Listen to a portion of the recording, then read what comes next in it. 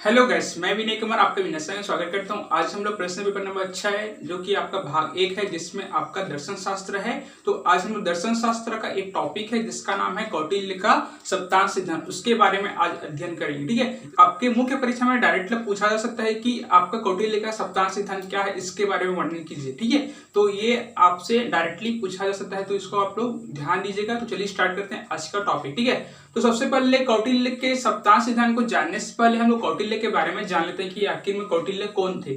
तो कौटिल्य तो भारतीय राजनीतिक विचारों का क्या जनक कहा जाता है। ठीक है, इनको फादर कहा जाता है। ठीक है, इसके साथ साथ ही कौटिल्य को हम लोग विष्णुगुप्त और चाणक्य के उपनामों से भी इसको जानते हैं। ठीक है, कौटिल्य का जन्म हुआ था वो हमारा 4 ईसा पूर्व मगध में हुआ था। इनका शिक्षा दीक्षा आपका तक्षशिला विश्वविद्यालय में हुआ था, परंतु वो बाद में क्या हुए, उसी विद्यालय में शिक्षक के रूप में वहां पर चुने गए। ठीक है, इसके साथ साथ उन्होंने 325 ईसा पूर्व में एक अर्थशास्त्र नामक पुस्तक लिखा था। ठीक है, जैसे कि अभी देखा जाए तो अभी अर्थशास्त्र के पिता किससे कहते हैं, तो एडम स्मिथ तो कहते हैं, परंतु इसके पहले भी हमारे चाणक्य थे जो विष्णुगुप्त थे, इन्होंने अर्थशास्त्र की रचना कर दिया था। ठीक है, ओके, तो ये हमारे क्या था, अर्थशास्त्र जिसका जनक एडम स्मिथ करते हैं, यहाँ पे चाणक्य को नहीं करते। ठीक है, परंतु एग्जाम में वनडे एग्जाम में प्रीलिम्स में आपका पूछा जाता है कि अर्थशास्त्र के रचयिता कौन है, अर्थशास्त्र के लेखक कौन है, तो आपका राइट आंसर कौन सा होगा, तो आपका कौटिल्य या फिर विष्णुगुप्त या फिर आपका चाणक्य, तीनों में से आप किसी भी को लिख सकते हैं जो आपके ऑप्शन में दिया रहेगा। ओके, एक समय ऐसा था कि नंद के जो राजा था उन्होंने ब्राह्मणों को भोज देने के लिए, ठीक है, भोजन देने के लिए बहुत सारे ब्राह्मणों को बुलाया गया था। तो उस ब्राह्मणों के बीच में चाणक्य भी गए थे। तो चाणक्य तो गए वहां पर, तो नंद देव जो थे, नंद वंश के जो राजा थे वहां पर, घनानंद क्या थे, घनानंद, तो घनानंद ने उस ब्राह्मण का अर्थात चाणक्य जी का बहुत ही दुर्व्यवहार किया, जिसके कारण चाणक्य को बहुत ही गुस्सा आया। ठीक है, और अपनी शिखा थी, ठीक है, अपनी चोटी की जो शिखा थी उसको खोला और यहाँ पर प्रतिज्ञा किया कि जब तक मैं तुम्हारे वंश को समाप्त नहीं कर दूंगा तब तक मैं अपने शिखा को नहीं बांधूंगा। ठीक है, तो इस तरह से उन्होंने चाणक्य ने अपनी प्रतिज्ञा लिया। अब कालांतर में क्या, कालांतर में चंद्रगुप्त जो एक प्रकार का जो सैनिक था पहले, ठीक है, उनको उन्होंने शिक्षा दीक्षा दिया, बहुत ही प्रशिक्षण दिया, बहुत ही ट्रेनिंग दिया। तो उनका जैसे ही उनका शिक्षा समाप्त हुआ तब उन्होंने चंद्रगुप्त ने ही चाणक्य की सहायता से घनानंद पर आक्रमण कर दिया। अब पूर्ण रूप से नंद वंश की समाप्ति यहाँ पर कर दिया गया। ठीक है, अब इस प्रकार से मौर्य वंश की स्थापना हो गया। ठीक है, तो इसका मौर्य वंश का जो स्थापना करने का जो श्रेय है एक्चुअल में आपका चंद्रगुप्त मौर्य को जाता है, परंतु जो सहायता जो प्रदान किया था वो हमारे चाणक्य थे। ओके, तो ये हमारे हो गए चाणक्य के विषय में संक्षिप्त विवरण। ठीक है, अब चाणक्य ने राज्य की उत्पत्ति के संबंध में भी कुछ सिद्धांत दिए जिसे हम लोग समझौतावादी सिद्धांत कहते हैं। क्या कहते हैं, समझौतावादी सिद्धांत के नाम से उसको जानते हैं। इसको ध्यान दीजिएगा, ये राज्य के उत्पत्ति के संबंध में देते हैं। ठीक है, इनका मानना यह है कि प्राचीन समय में जो राज्य व्यवस्था थी वो मत्स्य शासन था। क्या था, मत्स्य शासन था। मत्स्य शासन से तात्पर्य यह है कि जिस तरह से बड़ी मछलियां क्या होती है, छोटी मछलियों को खा देती है, उनका पूरा समाप्त कर देती है, उसी तरह से जो छोटे छोटे शासक थे, जो बहुत ही कमजोर शासक थे, बहुत ही छिड़ शासक थे, उनको बड़े बड़े राज्य उन पर आक्रमण करते थे और आक्रमण करने के पश्चात उसको पूर्ण रूप से समाप्त कर देते थे। ठीक है, तो इस तरह से पूरे राज्य में अव्यवस्था, मैनेजमेंट बहुत अच्छी तरह से नहीं हो पा रही थी, बहुत सुचारू से नहीं हो पा रही थी। तब लोगों द्वारा मनु एक राजा थे, उनको राज्य का राजा बनाया गया। इसके साथ साथ तो प्रजा ने राजा को अनाज का 1/6 हिस्सा, पार का 1/10 हिस्सा और इसके साथ साथ जो पशुधन के जो था उसके जो लाभ प्राप्त होता था उसका 1/50 हिस्सा, ठीक है, उसको कर के रूप में देते थे। ठीक है, तो इस तरह से राज्य की उत्पत्ति वहां पर हुआ। ठीक है, तो ये हमारा समझौतावादी था। समझौतावादी कैसा, तो यहाँ पर प्रजा और राजा के बीच में कॉम्प्रोमाइज हुआ था कि हम लोग कर देंगे तो आप अपना राजकोषीय को बढ़ाइए और सुचारू से शासन में से संभालिए। ठीक है, तो इस प्रकार का कॉम्प्रोमाइज हुआ था। ठीक है, इसलिए चाणक्य ने राज्य की उत्पत्ति के संबंध में उन्होंने समझौतावादी सिद्धांत दिया है, जो कि मैंने आपके सामने बताया। ठीक है, इसके साथ साथ चाणक्य ने ही राज्य के लिए सप्तांश सिद्धांत दिया। क्या यह है, सप्तांश सिद्धांत दिया है। सप्तांश से अर्थ ये होता है कि सप्त प्लस अंग होता है। क्या होता है, सप्त प्लस अंग, अर्थात सप्त मतलब होता है आपका 7, अंग मतलब होता है आपका हिस्सा। ठीक है, सप्तांश से तात्पर्य है 7 हिस्सा।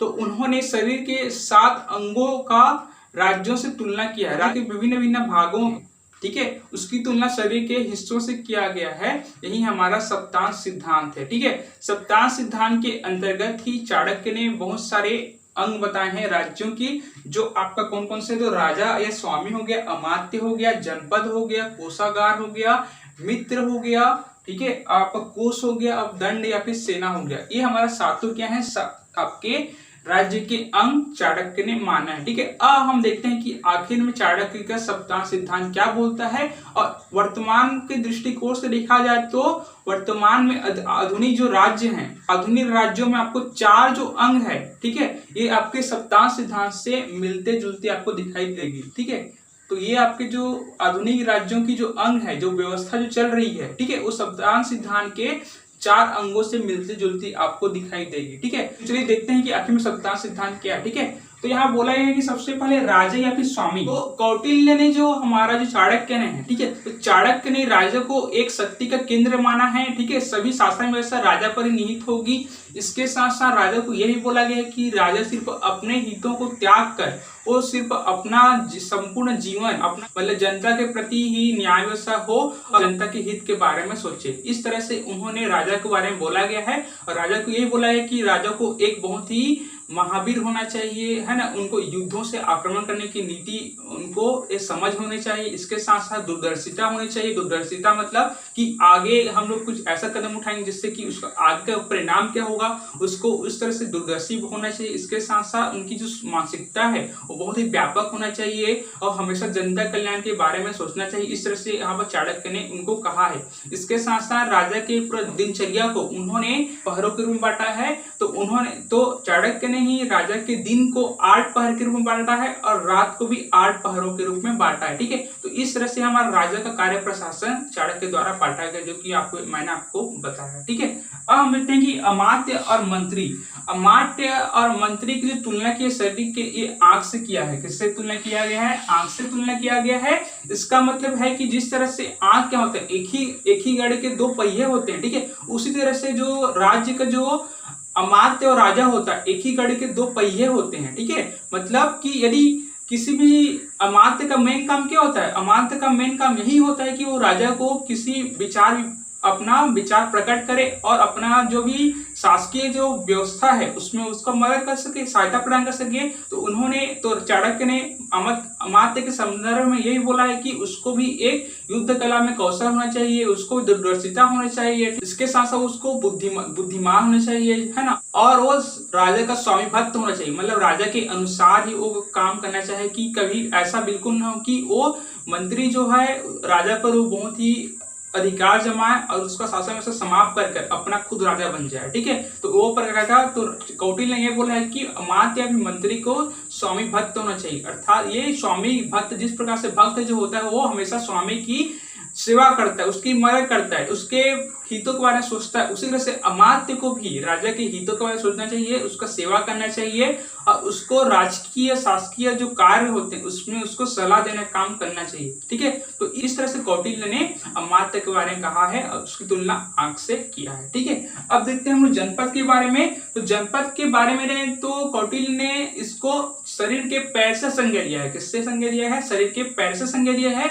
जनपद का मतलब कौटिल्य ने बोला है कि जनपद अर्थात जन का मतलब होता है जनसंख्या। जन का मतलब क्या होता है? जनसंख्या होता है।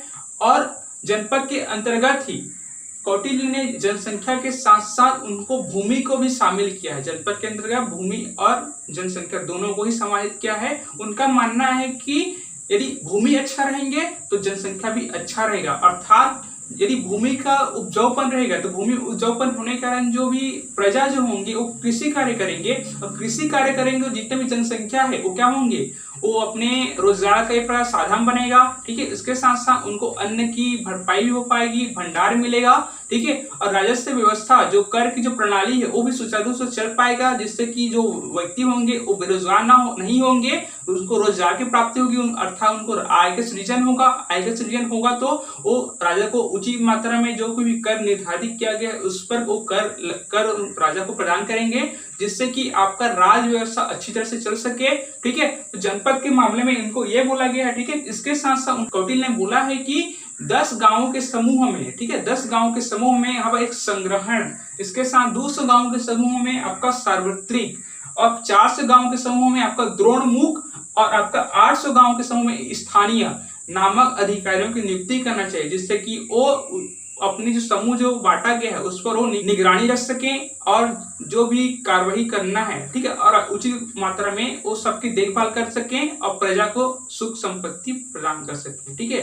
तो यहाँ पर ये सब अधिकारियों का नाम है, बोला गया है कि ये सब 200 जो हमारे क्या है, 200 गांव के समूह है, 10 गांव के समूह है, 400 गांव के समूह में और 800 गांव का समूह है, जो कि अधिकारी की नियुक्ति करने के बाद हमारे चाणक्य जी ने कहा है, ठीक है। अब इतने ही दुर्ग के बारे में। दुर्ग का सामान्य अर्थ देखा जाए तो हमारे क्या होता है, दुर्ग का सामान्य अर्थ हमारा किला होता है। क्या होता है? किला। इसकी तुलना जो हमारे किया चाणक्य ने इस शरीर के बाह से किया है, अर्थात भुजा से किया है। जिस तरह से भुजा जो होता है हमारा शरीर की रक्षा करता है, उसी तरह से दुर्ग भी क्या करेगा, राज्य की रक्षा करेगा, ठीक है। तो उन्होंने दुर्ग की बात कहा है जिसकी तुलना आपको बाह से किया है, ठीक है। इसके अंतर्गत चाणक्य ने आपका दुर्ग को 4 दुर्ग के निर्माण करने के बाद क्या है, कितने दुर्ग की? तो 4। तो 4 दुर्ग कौन कौन से हैं हमारे? हमारा पहला जो हमारा है वो ओदिक दुर्ग। क्या है?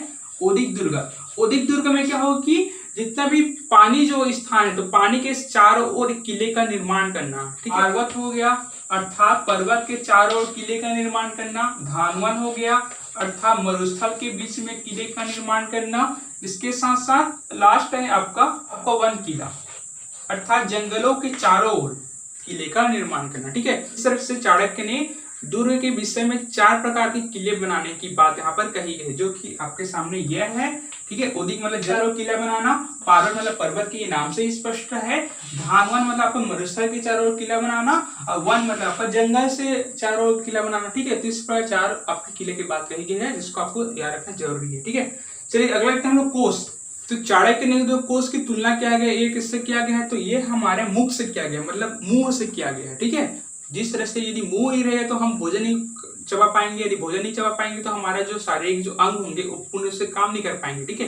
तो इसीलिए जो आपका जो संज्ञा जो दिया गया है कोष का, किससे तुलना किया गया? मुख से तुलना किया गया है। यदि किसी भी राज्य के अंदर कोष अथवा पैसा नहीं होगा तो राज्य का शासन व्यवस्था चल ही नहीं पाएगा, ठीक है। आपको पाकिस्तान की स्थिति आपको पता ही होगा किस तरह से वो उन्होंने अपने राज्य में पैसा की कमी के कारण जो लॉकडाउन की स्थिति को उन्होंने समाप्त कर दिया गया है, ठीक है। जबकि उनको पता है कि पैसा खत्म हो गया, इसी कारण उन्होंने एक कदम उठाया है, ठीक है।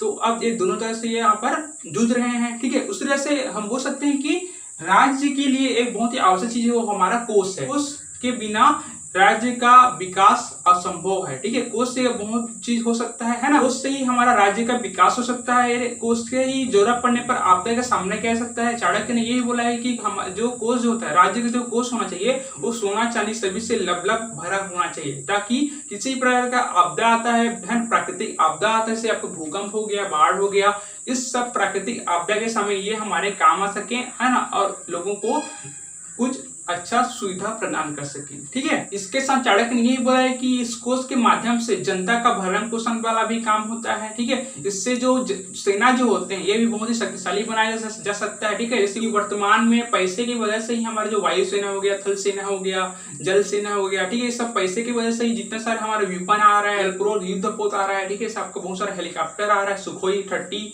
तो ये सब किसके बदौलत आ रहा है? तो आपको पैसा ही, तभी तो इसको हम लोग दूसरे देश से परचेस कर रहे हैं, या फिर हम लोग मेड इन इंडिया के तरह अपने इंडिया के अंदर बना रहे हैं, ठीक है। लेकिन हम लोग परचेस कर रहे हैं, आपका रशिया से हो गया, चाहे आपका अमेरिका से हो गया या फ्रांस से हो गया, ले लीजिए। तो ये कोष के माध्यम से हम लोग परचेस कर पा रहे हैं, ठीक है।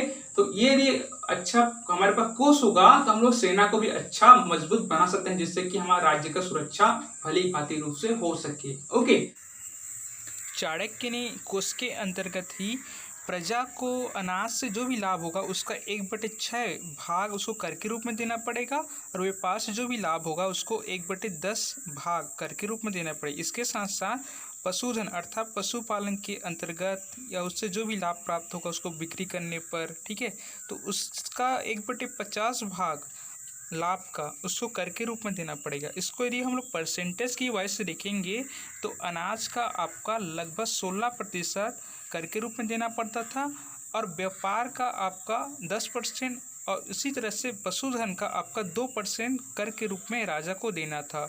यही ये चाणक्य के अनुसार राज्य का जो अंग है, जो कोष है, उसके अनुसार ये करों का प्रावधान यहाँ पर चाणक्य ने किया है। ठीक है, देखिए अगला जो हमारा है दंड या फिर सेना। दंड या फिर सेना, दंड या फिर सेना का तुलना जो शरीर के किस अंग से किया गया है, तो आपका मस्तिष्क से इसका तुलना यहाँ पर किया गया है। ठीक है, चाणक्य ने बोला है कि सेना के अंतर्गत हमारा 4 सेना का होना बहुत ही आवश्यक है। पहला हमारा हस्ती सेना, हस्ती सेना मतलब आपका हाथियों का सेना। ठीक है, इसके साथ साथ आपका अश्व सेना, अश्व सेना मतलब आपका घोड़ा वाला सेना है ना, मतलब घोड़े की सेना चलनी चाहिए। अब आपका रथ सेना, रथों के माध्यम से सेना चलनी चाहिए, और हमारा प्रजा सेना। तो इस प्रकार 4 सेना की बात हमारा चाणक्य द्वारा किया गया है। और चाणक्य ने बोला है कि सेना को आप सेना में क्या होना चाहिए, राष्ट्र प्रेम की भावना यहाँ पर निहित होना चाहिए, और राष्ट्र के प्रति वो निछार हो जाने की इस तरह से उसमें क्षमता होनी चाहिए। ठीक है, ये हमारे चाणक्य ने बोला गया। यदि वर्तमान परिप्रेक्ष्य में देखा जाए तो अभी भी यही डिमांड है, जिस तरह से उस समय डिमांड थी, तो अभी भी डिमांड यही है कि जो देश है हमारा भारत, जो देश है ना, संपूर्ण सेना का मंतव्य क्या होना चाहिए, मंतव्य यही होना चाहिए कि वो देश के आजादी के लिए, देश की रक्षा के लिए, आतंकवादियों का सामना करने, उनका दमन करने के लिए वो पूर्ण रूप से निछावर हो जाए। ठीक है, अभी आतंकवादी हमला भी हुआ है, ठीक है, देश में, जिस तरह सेनाएं शहीद भी हुए हैं और उन्होंने उनको सबक भी सिखाया है। तो इस तरह से वो उनके अंदर एक राष्ट्र के प्रति पूर्ण समर्पण और निछार होने की भावना उनमें निहित होनी चाहिए। ठीक है, तो यही हमारे चाणक्य ने भी यहाँ पर बोला गया है। ठीक है, अब देखते हैं लास्ट हमारा मित्र। तो मित्र के संदर्भ में चाणक्य ने यही बोला है कि किसी भी राज्य के साथ एक अच्छा मित्र राज्य होना चाहिए। क्या होना चाहिए, मित्र राज्य होना चाहिए। यदि मित्र राज्य होगा हमारे पास तो क्या होगा, तो मित्र राज्य जैसे ही हमारे पास होगा तो किसी भी विपदा आती है कि किसी भी दूसरे राज्य के द्वारा हमारे राज्य पर आक्रमण किया जाता है, तब मित्र राज्य हमारा सहयोग प्रदान करेंगे। चाणक्य ने ये बोला है कि किसी भी राज्य के लिए मित्र राज्य, ठीक है, मित्र यानी निकम्मे या फिर क्या होंगे, लाचार होंगे। ठीक है, तो उन्होंने साफ बोल दिया है कि उस राज्य का विनाश निश्चित रूप से है। ठीक है, तो ऐसा हमें चाणक्य ने बोला गया है। ठीक है, आज के संदर्भ में देखा है तो आज के संदर्भ में हमारे वो सिद्धांत है, ये भी अभी चरितार्थ होता है। ठीक है, इसकी संज्ञा किससे किया गया है, तो इसकी संज्ञा शरीर के कान से किया गया है। ठीक है, तो यही हमारा चाणक्य या फिर कौटिल्य का सप्ताह सिद्धांत था। ठीक है, जो आप समाप्त होता है। आई हो आपको सप्ताह सिद्धांत अच्छी तरह समझ में आ गया होगा। बावजूद इसके लिए आपको किसी प्रकार डाउट होगा तो आप कमेंट जरूर पूछेगा। आपका स्वागत है। तो दोस्तों आज के इतना ही, बहुत बहुत धन्यवाद।